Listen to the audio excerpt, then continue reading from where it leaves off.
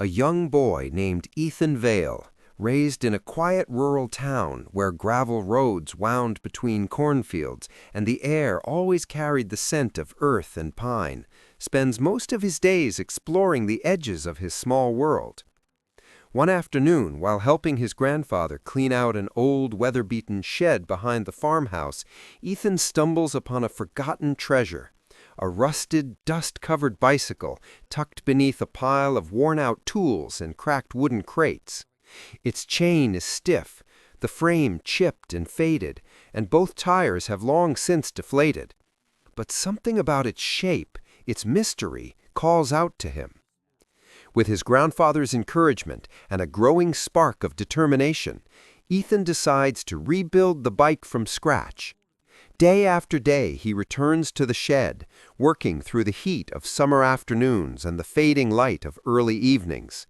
He scrubs away rust until the metal gleams faintly, replaces old bolts with ones scavenged from the hardware store, and teaches himself how to true wheels, align brakes, and patch worn tubes. Each repaired part feels like a small victory. Each turn of the wrench brings the bicycle, and Ethan himself, one step closer to something new. When the bike is finally restored, polished, and ready, Ethan wheels it onto the long country road that runs past his home. The moment he pushes off and feels the tires grip the earth, something inside him shifts. The wind whips past his ears, the fields blur into streaks of gold and green, and the gentle hum of spinning gears fills the silence around him. He becomes mesmerized by the effortless glide of the wheels, the exhilarating rush of speed, and the peaceful stillness spreading across the empty horizon. It is on those long rides, sometimes at dawn when the world is washed in pale light, other times at sunset when the sky burns orange, that Ethan discovers a profound sense of freedom. The open road becomes his escape, his teacher, and his companion. With every mile, he realizes he isn't just riding a bike he rebuilt. He's riding toward new possibilities, new dreams, and a future far bigger than the small town he calls home. In that simple act of returning life to an old, forgotten bicycle, Ethan Vale finds the beginning of a lifelong passion, one that will shape his identity, challenge his limits, and carry him farther than he ever imagined. Despite having nothing more than his lovingly restored but outdated bike, Ethan decides to enter a local junior cycling race held every summer on the outskirts of town. The other competitors arrive with sleek, modern bikes, matching jerseys, and years of structured training, while Ethan shows up in a faded t-shirt, worn sneakers, and a determination that no one expects from a newcomer. Parents whisper, riders size him up, and more than a few spectators assume he'll be dropped before the first turn. But when the starting whistle blows, Ethan rides with a fearlessness born from endless hours on country roads. He fights through the pack, muscles burning, heart pounding, refusing to let the more experienced riders intimidate him. By the final lap, the crowd begins to notice the kid on the old bike who just won't give up. And as he sprints toward the finish line, he shocks everyone by crossing in second place, only inches behind the favorite to win. Among the cheering spectators is a seasoned local coach, a former regional racer, who immediately recognizes something rare in Ethan: raw power, natural intuition, and an unshakable will to push beyond his limits. As the crowd disperses, the coach approaches Ethan with a handshake, an impressed smile, and the promise of an opportunity that could change everything. Impressed by his unexpected performance, a regional development team reaches out to Ethan a few weeks later, offering him a place in their junior training program. For a kid who had been riding alone on dusty farm roads just months earlier, the invitation feels almost unreal, a doorway into a world he had only seen in magazines and online race videos. With a mix of excitement and nerves churning in his stomach, Ethan accepts. When he arrives at the team's training center for the first time, he's overwhelmed by the sight of gleaming carbon bikes, advanced equipment, and riders whose confidence seems to radiate off them. Among these athletes, he meets a handful of teammates who will shape his journey in ways he never expects. Some welcome him immediately, impressed by his underdog story and raw determination. Others view him as an outsider, a threat to their spot on the roster, or simply someone who doesn't belong in a structured program with kids who've been racing since they could walk.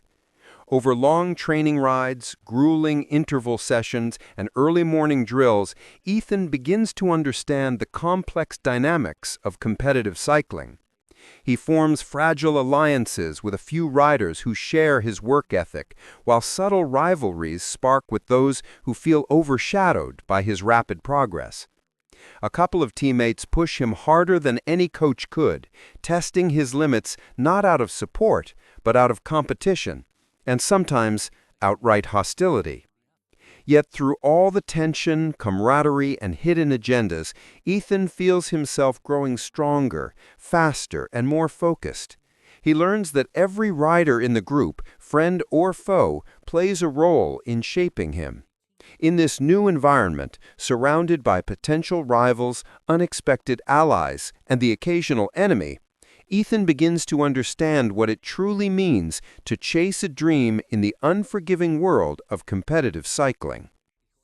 As the weeks turn into months, the intensity of the development program begins to reveal the cracks in Ethan's armor.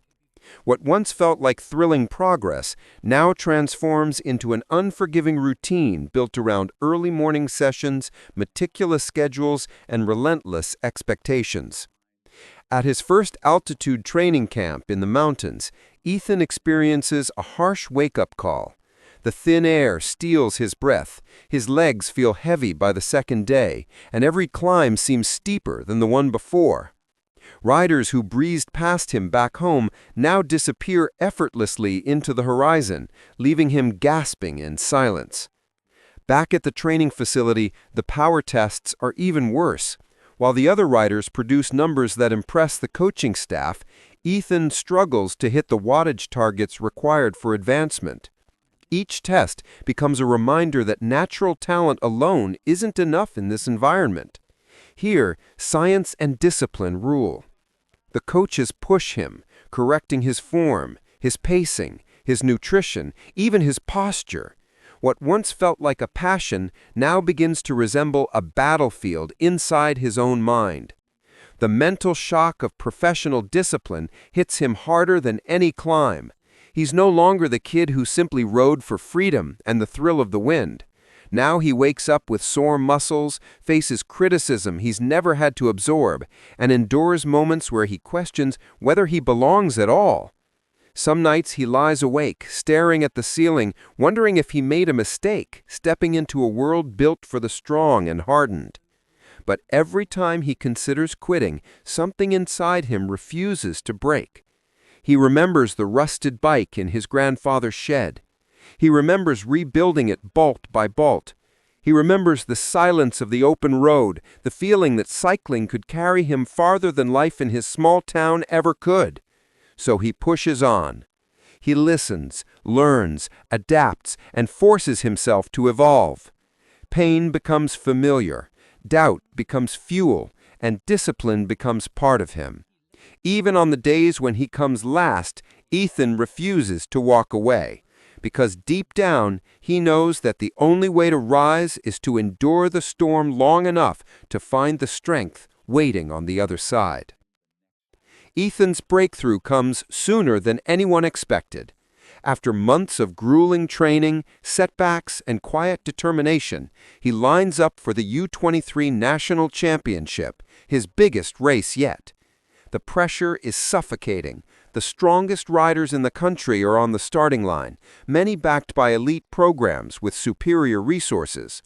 But when the race begins, Ethan feels a familiar fire awaken inside him. He reads the wind, chooses the perfect wheels to follow, and saves his strength for the decisive moments. On the final climb, when the peloton begins to crack, Ethan launches an explosive attack that shocks the field. Only a handful of riders can follow, and even they struggle to stay glued to his wheel. In the final sprint, fueled by months of frustration and unspoken ambition, Ethan surges ahead and crosses the line first. The crowd erupts. Coaches stare at each other in disbelief.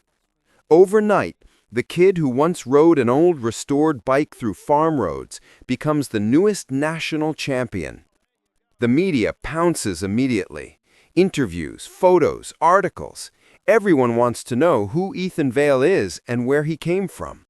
His story spreads quickly. The small-town kid with no resources, the underdog who rebuilt his first bike, the quiet fighter who turned raw talent into victory. Among the many watching from afar is Apex Racing, one of the top world tour teams known for spotting and developing young prodigies. Impressed by his power, resilience, and tactical sense, they contact him just days after his victory. Their message is short but life-changing. They want Ethan to join their development pipeline with a clear path to a full professional contract. For Ethan, it feels like the moment his entire journey has been leading toward. The doors to the highest level of cycling, races he once only dreamed about, are finally opening. And though he knows the challenges ahead will be bigger than anything he has faced before, he's ready to step through. When Ethan arrives at Apex Racing's European training headquarters, he quickly realizes he has stepped into an entirely different universe, one built on precision, science, and an almost military level of structure.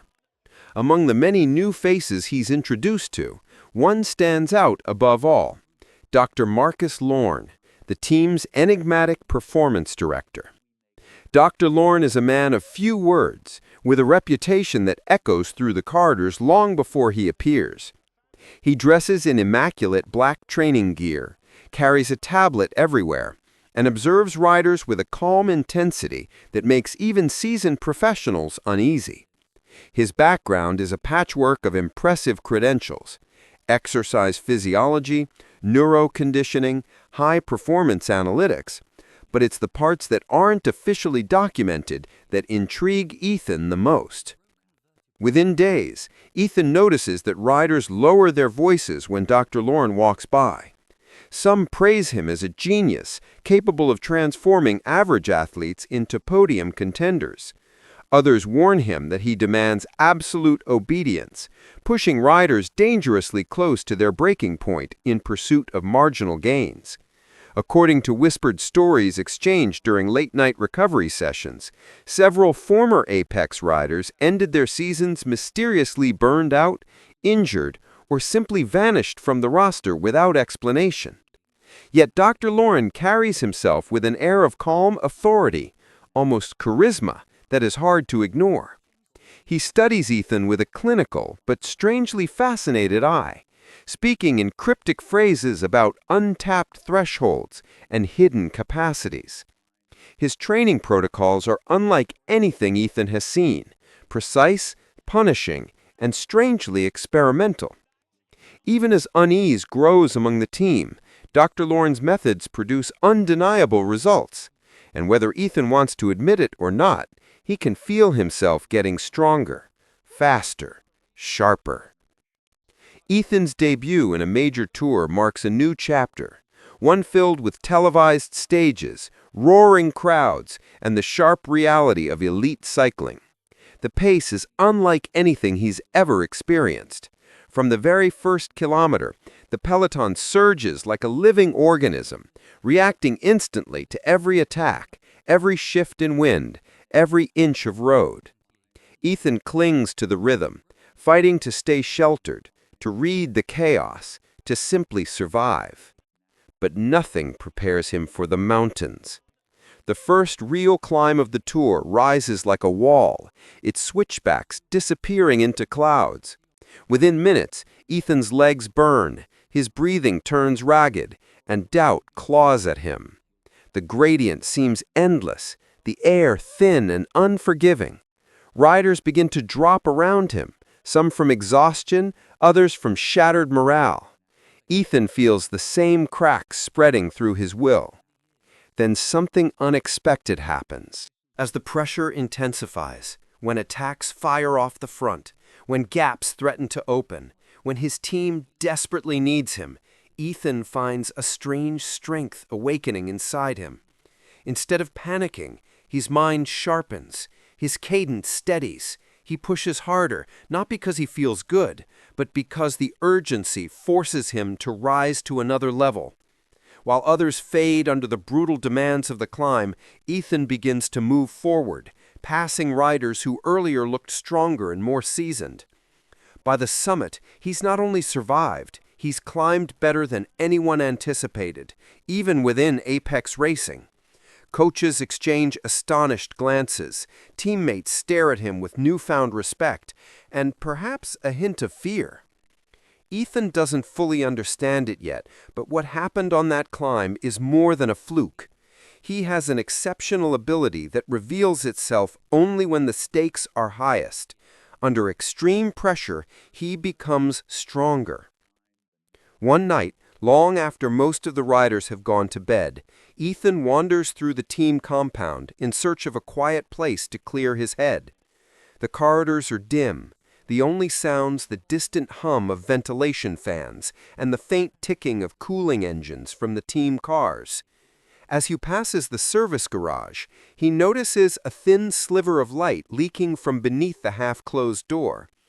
Unusual, since the mechanics normally finish hours earlier. Curiosity pulls him closer. Inside, two senior mechanics hunch over a bike that Ethan doesn't recognize. At first glance, it looks like one of Apex's standard climbing machines, but something feels off. The frame is thicker in certain places, the bottom bracket unusually bulky, and scattered across the workbench are components Ethan has never seen in any catalog. Tiny coiled wires, compact circuits, magnetized discs, and a sleek black module that glows faintly with a pulsing blue light. One mechanic whispers, "Careful with the routing," while the other threads wires through what appears to be a hollowed-out seat tube. Ethan's heart starts pounding. No World Tour bike should look like that. No legal bike would contain electronics concealed beneath carbon layers, integrated so cleanly they'd be invisible to any standard inspection. He steps back, suddenly aware of the danger. Whatever he has stumbled onto, it is no ordinary racing technology. A cold realization hits him. Apex Racing isn't just pushing performance limits through training and science. They might be crossing lines nobody dares to speak about. And Ethan, standing alone in the shadows of the garage, understands one thing with absolute clarity. Something is very, very wrong. The tension is already sky high when the peloton hits the queen stage of the tour, an unrelenting series of mountain passes stacked one after another like walls. Apex Racing is under pressure to deliver a result, the kind of result that cements sponsors, rankings, and reputations. Ethan expects the suffering, the chaos, the tactical warfare, but what he doesn't expect is what happens next. Halfway up the first major climb, his teammate, Lucas Moretti, a solid but not exceptional climber, launches an attack so brutal that even the pure mountain specialists struggle to react. Ethan watches in disbelief as Lucas surges forward, dancing on the pedals with impossible ease. The gradient is brutal, yet Lucas accelerates as if the mountain is nothing more than a gentle rise. Spectators lining the road erupt. Commentators shout into their microphones. Rival teams scramble, sending riders to chase, but none can match his pace. Lucas doesn't just maintain his lead, he widens it, powering through hairpins with speed that seems to defy physiology. By the summit, the gap is enormous. Journalists crowd around team officials, calling Lucas's performance otherworldly, unprecedented, even inhuman. Social media explodes with theories. Some claim it's the ride of his life. Others mutter about miracles. A few hint at the unthinkable, but their voices are drowned in noise. Ethan, however, is silent. because as he watches Lucas glide up the mountain with impossible smoothness, he feels a familiar chill crawl up his spine, the same instinctive discomfort he felt that night in the garage. The cadence, the consistency, the power output, none of it looks natural. It looks perfect, too perfect. And Ethan realizes, with growing dread, that Lucas's superhuman performance might not be human at all. Ethan finally stands face to face with Dr. Lorne, the cold and calculating director whose influence stretches through every corner of the sport. They meet in a dimly lit conference room deep inside the training facility, a place where conversations are meant to stay buried. The air feels heavy, almost suffocating, as if the walls themselves are listening. Dr. Lorne closes the door behind him and studies Ethan with a measured, predatory calm. Then, without ceremony, he delivers his ultimatum, words that land like a blade pressed against the throat. Stay loyal, and you will win. Ask questions, and you will disappear from the sport. The silence that follows is deafening. Ethan's pulse hammers in his ears. He realizes the truth in that moment. The victories he once dreamed of are not earned, but manufactured.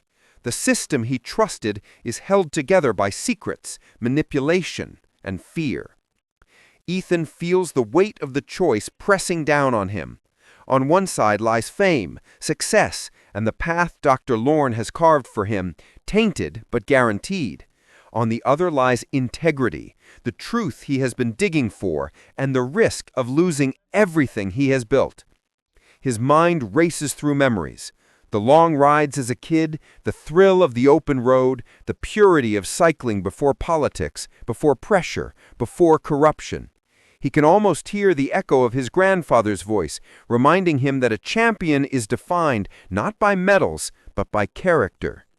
In that dim room, Ethan faces the greatest moral crisis of his life, standing at a crossroads where one decision will shape not only his future, but the future of the sport he loves. Ethan begins working in the shadows, moving carefully through the training facility long after lights out. He copies encrypted files, photographs hidden equipment, screenshots messages that hint at a larger conspiracy. Every night he feels the pressure increasing, but he pushes forward, driven by a growing sense of responsibility and a fear that if he doesn't act now, no one ever will. But secrecy has its limits. One evening, as Ethan slips into the restricted storage room to document a set of suspicious performance devices, he hears footsteps behind him.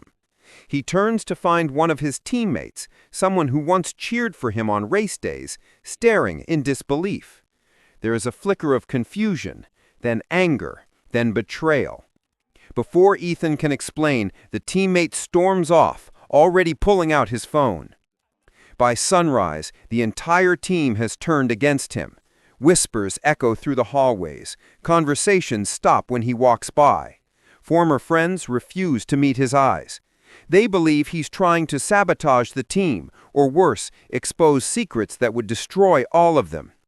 Dr. Lorne doesn't confront Ethan directly. He doesn't have to. The machine moves on its own. Within 24 hours, Ethan is summoned to the Federation office. The charges are already prepared. A fabricated doping accusation, a failed test that never happened, a lab report he never saw, a timeline that makes no sense is presented as undeniable proof of guilt. He tries to argue, but the decision is predetermined. The suspension hits him like a hammer. As he leaves the building, flashes from reporters' cameras explode in his face. Headlines spread instantly. His reputation is in ruins. The sport he once loved has swallowed him whole, and Ethan realizes this is exactly the punishment Dr. Lorne promised. Not disappearance, but destruction. Yet beneath the shock and humiliation, a new resolve begins to form. If they went to such lengths to silence him, then the truth he uncovered must be even bigger than he imagined. The media wastes no time tearing Ethan apart. Within hours of the announcement, his name becomes a trending headline, not for victories or talent, but for scandal. Sports commentators who once praised his potential now speak with smug certainty about his inevitable downfall. TV panels debate his character, dissecting every gesture, every race, every quote he ever gave, twisting them to support the accusation. Sponsors pull out almost immediately. Emails arrive one after another, cold, emotionless statements citing breach of trust and brand integrity. Deals that once promised stability and a bright future evaporate in seconds. Companies strip his image from ads, websites, posters, as if trying to erase him entirely. Online, the hatred is relentless. Fans flood his social media with insults, accusations, and threats. People who never met him feel entitled to judge his soul. Fake screenshots circulate, memes mock him, conspiracy theories multiply. Each notification feels like a punch. Ethan stops opening his phone, but the damage is already carved into him. Overwhelmed and broken, Ethan packs his bags and returns to the small rural town he once dreamed of escaping. The same quiet roads that once gave him freedom now feel heavy with humiliation. He avoids neighbors, he avoids the news, he avoids mirrors. His bike stays untouched in the shed, gathering dust, just as forgotten as he feels. Nights become the hardest. Ethan lies awake replaying everything: the ultimatum, the surveillance, the accusation, the betrayal of teammates he trusted. Doubt creeps in. Maybe he should walk away. Maybe the sport no longer has a place for someone like him, someone who tried to do the right thing. Back in his hometown, Ethan spends weeks drifting through days without direction, convinced his career is over. But one afternoon, while sitting alone at the edge of an empty field, he receives a call from someone he never expected to hear from again: Coach Marlowe, his first real mentor. Marlowe is older now, slower on his feet, but his voice still carries the steady confidence Ethan remembers from childhood. When they meet, the coach looks him over carefully, not with judgment, never that, but with the quiet understanding of someone who has seen athletes crushed and rebuilt many times before. Marlowe doesn't offer sympathy. Instead, he says the words Ethan needs most: "If you're not done fighting, then neither am I." They begin training in complete isolation. No cameras, no crowds, no schedules dictated by a federation or an agenda. Just early mornings and cold air, long climbs through forgotten back roads, and silent hours in Marlowe's dusty garage converting pain into discipline. Ethan relearns what it means to ride, not for trophies, not for fame, not for validation, but for himself. At first, his body protests, his endurance is gone, his confidence fractured. But day by day he rebuilds, sweat, grit, and stubborn determination grinding away the damage that the scandal carved into him. Marlowe pushes him relentlessly, but he also teaches Ethan something deeper. Resilience is not just physical, it's a mindset, forged in moments when quitting feels easier than continuing. As the months pass, Ethan grows stronger, sharper, calmer. The shame that once weighed on him begins to transform into something harder, more focused: resolve. The truth is still buried, but he now understands that hiding is just another form of surrender. One evening, after an exhausting hill session, Ethan stops at the summit overlooking the valley where he grew up. The sky is burning with the last light of sunset. In that silence, he makes his decision. He will not run. He will not disappear. He will expose the corruption, prove his innocence, and reclaim the life that was stolen from him. Once Ethan has rebuilt himself, body steady, Mind clear, purpose sharpened, he knows what must come next. Under the cover of a foggy dawn, he takes the meticulously organized evidence he collected months earlier. Encrypted files, time-stamped photos of suspicious devices, internal messages implicating key staff, and recordings that reveal the team's darkest secrets.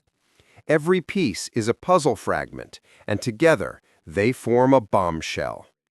He contacts a veteran investigative journalist named Mira Calder, someone known for exposing corruption in sports despite countless threats and lawsuits.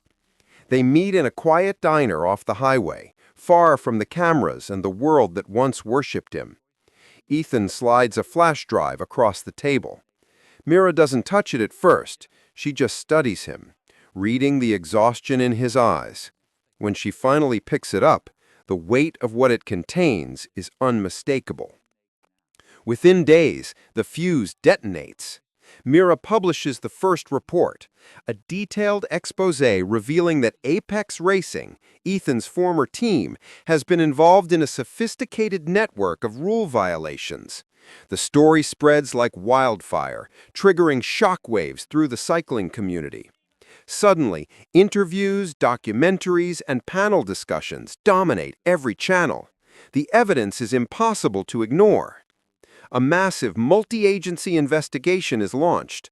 Regulators, forensic analysts, independent labs, and even law enforcement units converge on Apex Racing's headquarters. Boxes of equipment are seized, computers are taken apart, financial records are pulled.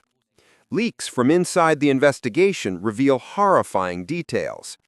Hidden motor technology built into ultra-light frames, nearly undetectable by standard inspections. Illegal performance optimizations, including micro-assist devices disguised as harmless components. Data manipulation, where race telemetry and biometric metrics were falsified to hide abnormal performance spikes. A culture of intimidation, ensuring no athlete ever asks questions under threat of career-ending retaliation. Global headlines erupt overnight. Apex Racing, once the crown jewel of the sport, is now the center of the greatest scandal cycling has seen in decades. Sponsors freeze contracts, rival teams demand action, fans feel betrayed all over again. Weeks after the investigation explodes, the truth finally cuts through the noise. Independent auditors confirm that every allegation against Ethan was fabricated. The positive test was a forged document, the lab signatures falsified, the timestamps altered. The Federation issues an official statement clearing him of all wrongdoing. Reporters who once mocked him now scramble to reverse their narratives. The apologies come late. Far too late, but the truth stands undeniable. For the first time in months, Ethan feels the weight on his chest begin to lift. In the aftermath, several professional teams reach out with offers, but Ethan chooses carefully. He rejects every team connected to the old system and signs with Solstice Cycling, a small but fiercely principled squad known for transparency, strict ethical standards, and a commitment to clean racing.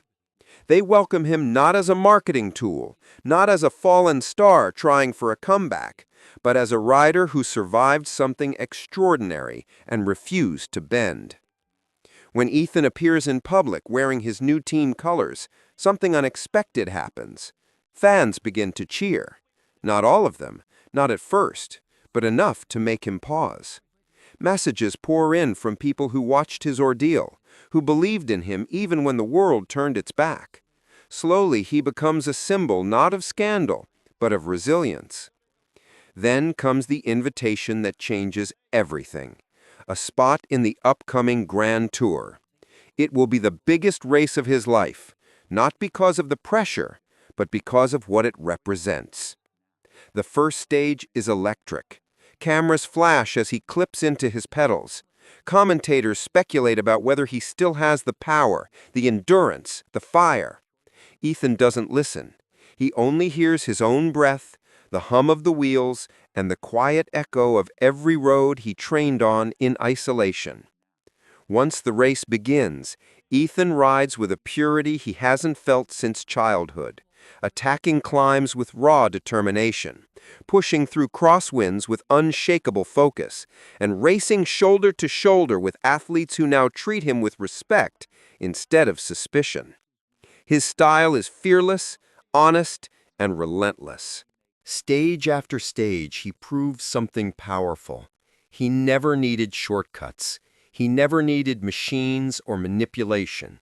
What carried him forward was the same thing that carried him down those open rural roads as a kid: heart, grit, and the love of the ride. By the time the Grand Tour reaches its final week, fans pack the roadside, waving signs with his name. Broadcasters call his return the greatest redemption arc the sport has ever seen. Young riders look up to him. Veteran riders nod as he passes. And Ethan, riding under the clear sky, finally feels whole again. The final mountain stage looms like a myth, an unforgiving ascent carved into the spine of the mountains, where legends are made and careers collapse. The air is thin, the crowds are deafening, and every rider knows that today will define the entire race. For Ethan, it will define much more. From the start, the pace is brutal. Attacks fly, teams burn through their strongest domestiques, and the contenders begin to crack as the slopes grow steeper. But Ethan remains calm, focused, almost serene. He rides as if guided by something deeper than tactics or ambition. By every mile he trained in silence, every betrayal he endured, every moment he refused to break.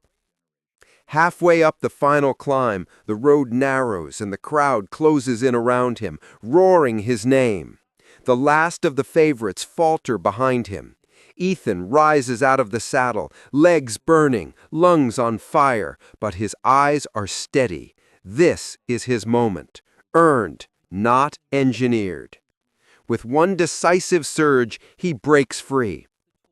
Suddenly, he is alone, carving through the mountain air, the world erupting around him in waves of cheers. The motorcycle cameras struggle to keep pace. Commentators shout his story to millions watching.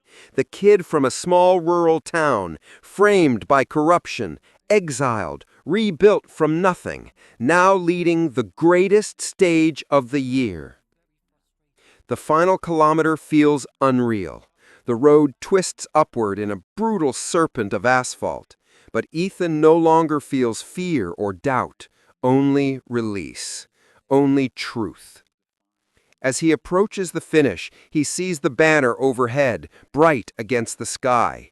His vision blurs, not from exhaustion, but from tears he can no longer hold back. He crosses the line alone, arms raised, body shaking, tears streaming freely down his face. The crowd explodes. Reporters rush forward. Cameras click like thunder. Ethan, unable to speak at first, finally manages to lift the microphone with trembling hands. His voice breaks, but his words are clear, echoing across the mountaintop. This victory is for every rider who chose integrity over corruption, for everyone who refused to cheat, no matter what it cost. Silence falls for a heartbeat. Then the applause returns, louder than before, an applause not for a winner, but for a man who refused to surrender his soul. Hours later, as media networks replay his victory worldwide, the final investigative reports are released. Every detail is confirmed, every lie exposed, every cover-up unraveled. The world finally knows the full truth.